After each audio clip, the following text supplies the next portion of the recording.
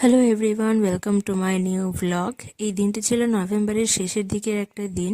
আমাদের ইউনিভার্সিটিতে advance Christmas অনুষ্ঠান ছিল।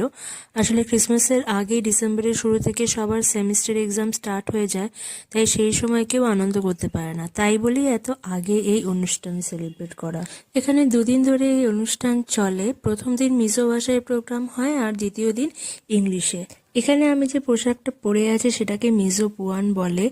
এটা এক ধরনের র্যাপার স্কার্ট। এটা যদিও আমার নয়, আমার রুম ওনারের কাছ থেকে চেয়ে নিয়েছিলাম একদিন পরার জন্য।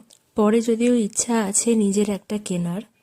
প্রোগ্রামে নাচ গান প্রেয়ার ক্রিসমাস ক্যারল সবকিছু নিয়ে দারুণ ছিল সবকিছু। বিশেষ করে নতুন ছিল আমার কাছে সবকিছু।